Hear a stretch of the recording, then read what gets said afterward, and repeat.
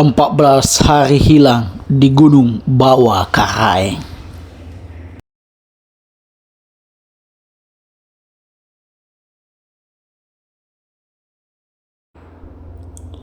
Di sebuah pesantren tua di Sulawesi Selatan, hiduplah seorang santri bernama Fikri Ramadan.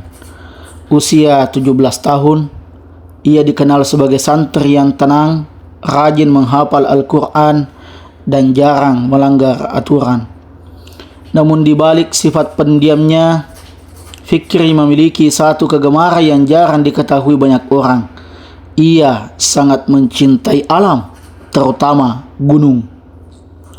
Bagi Fikri, gunung adalah tempat di mana ia merasa lebih dekat dengan kebesaran Allah.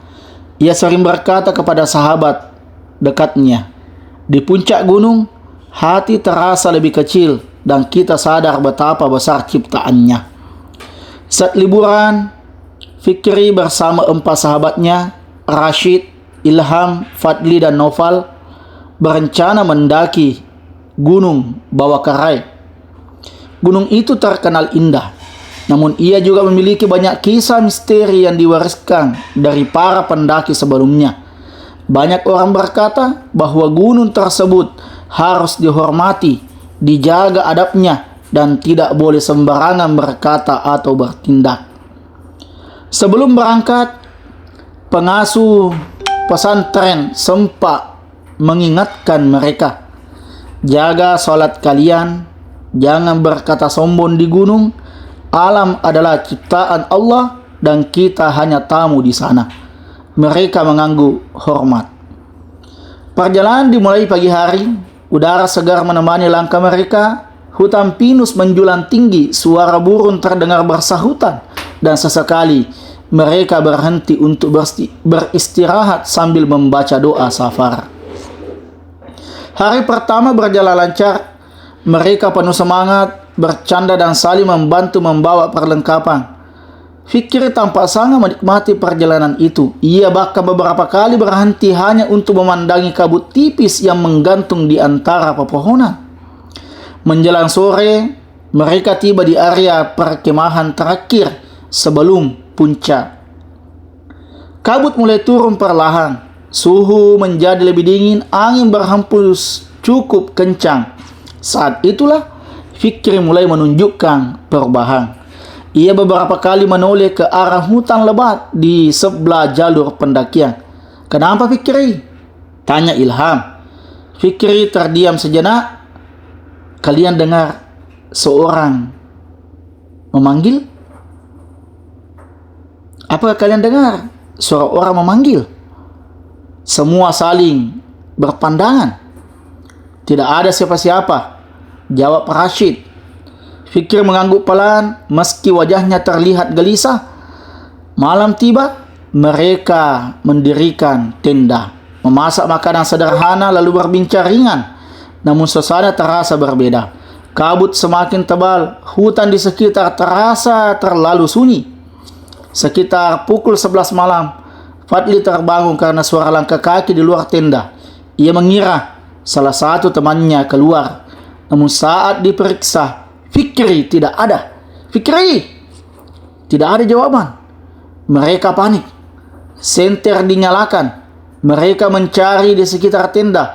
Hanya ditemukan sandal Fikri di dekat jalur sempit menuju hutan. Tas, jaket, dan barang-barangnya masih tertinggal. Fikri benar-benar hilang. Malam itu mereka berusaha mencari. Namun kabut dan medan yang berbahaya memaksa mereka turun meminta bantuan. Keesokan harinya, tim SAR, relawan, warga setempat, dan pihak pesantren melakukan pencarian besar-besaran. Namun Fikri tidak ditemukan. Nama Fikri seketika menyebar ke berbagai daerah. Pencarian berlangsung selama berhari-hari. Hari pertama tidak ada hasil. Hari ketiga, seorang relawan mengaku melihat sosok remaja memakai pakaian santri berdiri di kejauhan saat subuh, namun menghilang ketika ia dekati. Hari kelima, beberapa pendaki mendengar suara lantunan ayat Al-Quran dari balik kabut, padahal tidak ada siapa-siapa. Hari ke-7 keluarga Fikri mulai pasrah, namun pesantren terus mengadakan doa bersama. Banyak orang percaya bahwa Fikri masih hidup.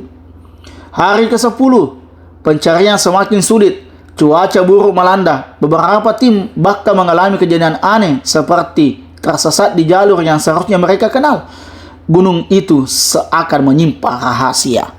Lalu pada hari ke-14 seorang relawan menemukan Fikri di sebuah lembah terpencil yang sangat jauh dari jalur utama. Kondisinya lemah, kurus, namun hidup. Anehnya, tubuhnya bersih. Pakaiannya tetap rapi. Tidak ada luka serius. Fikri segera dievakuasi. Semua orang bersyukur. Namun cerita Fikri setelah sadar membuat banyak orang merinding. Ia berkata bahwa dirinya merasa hanya hilang selama 1 malam. Saya mengikuti suara seseorang, katanya pelan. Suara lelaki tua berjubah putih. Menurut Fikri, lelaki itu menuntunnya melewati kabut menuju sebuah perkampungan yang asik namun damai. Tempat itu dipenuhi rumah-rumah sederhana, suara air mengalir, dan orang-orang yang berpakaian putih. Mereka baik, ujar Fikri. Saya diberi makan, saya disuruh sholat, saya diingatkan agar tidak sombong terhadap alam.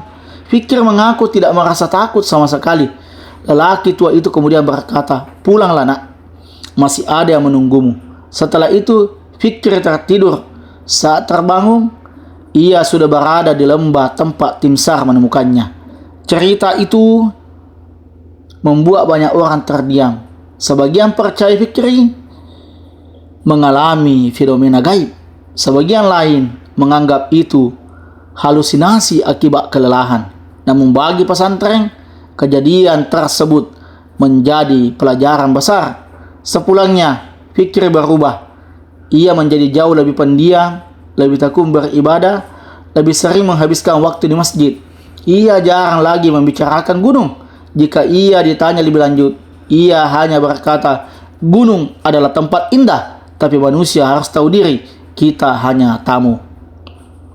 Kisah hilangnya Fikri di gunung akhirnya menyebar luas, menjadi cerita yang terus dikenang para santri dan pendaki. Bukan sekadar kisah misteri, tapi pengingat bahwa alam bukan hanya tentang keindahan dan petualangan. Di sana ada batas antara manusia, adab, dan rahasia ciptaan Allah yang tidak selalu mampu dijelaskan oleh logika.